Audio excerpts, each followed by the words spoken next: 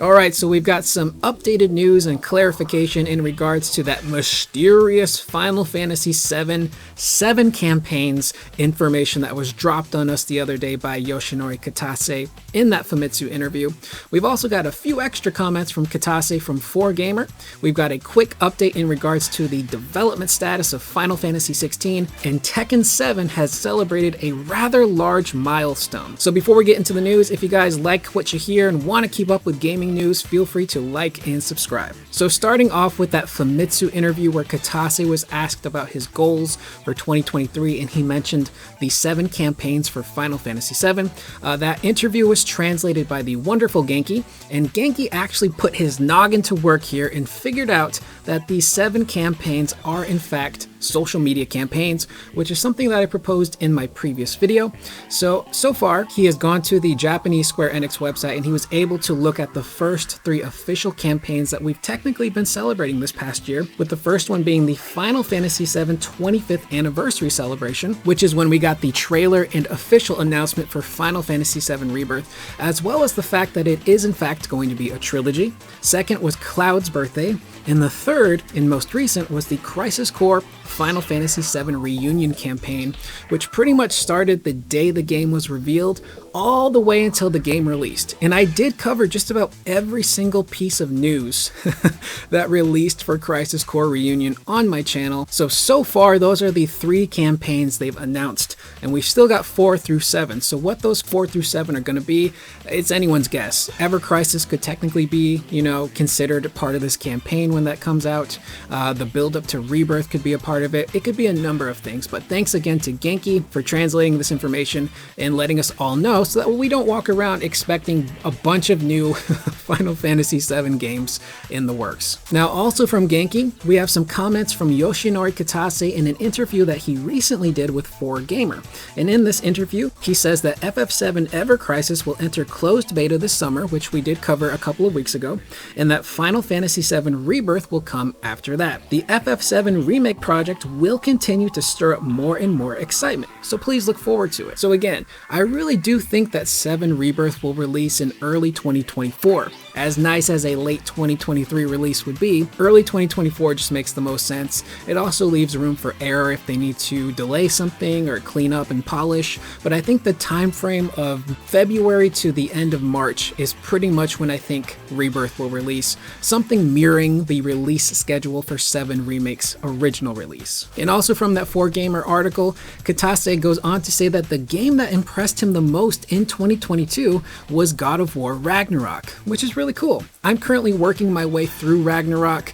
2 months later, I still haven't finished it, but when I play games like God of War, I tend to get distracted by the side quests because I really enjoy doing them. You learn more about the world and the characters and the lore, and there's also a lot of really cool optional weapons and attacks and boss fights, so I really get into the side quest stuff, which kind of takes me away from the story stuff, which kind of slows down my progress. But to see Kitase acknowledge a game like Ragnarok is really cool. Up next, more news translated by the wonderful Genki. This is coming to us from a Famitsu interview in regards to the development status of Final Fantasy XVI. In it, they spoke to the game's director, Hiroshi Takai, and he says that Final Fantasy XVI is currently in the process of being mastered. So again, they're making really great progress with Final Fantasy XVI. They're on track to hit that June release date. Seemingly, they haven't really had too many issues with the game's development, and the game has changed quite a bit from that first trailer where we saw the game, the graphics didn't really look too great. It looked something on par with maybe Final Fantasy XIV,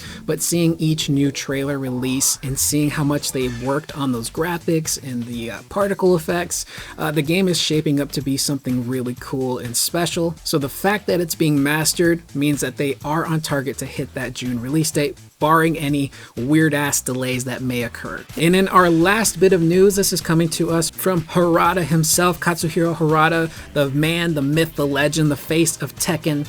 I don't think he actually has a lot to do with the development side of Tekken anymore. He's more of like the face of Tekken because he's got a pretty big position over at Bandai Namco overseeing a number of different games, but it's kind of like an in-joke thing that we complain to Harada whenever something Tekken related happens. Don't ask me for shit, okay? But recently, Tekken 7 has achieved a pretty huge milestone by selling over 10 million copies, which puts the entire series at over 54 million copies, which is really outstanding. Earlier this year, we reported that Tekken 7 had surpassed, I believe, 8 to 9 million units. So the fact that within this same year, they've now crossed the 10 million unit mark is incredibly impressive. Tekken is hands down my favorite fighting game franchise. I've been playing the game since Tekken 2 came out and I was a little kid.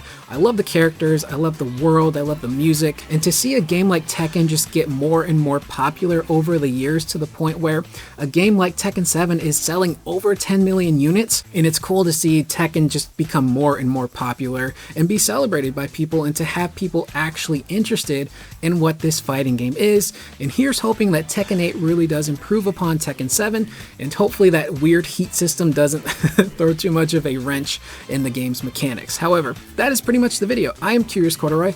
As usual, please leave any of your guys' thoughts in the comments down below. What do you think about this social media campaign for Final Fantasy VII?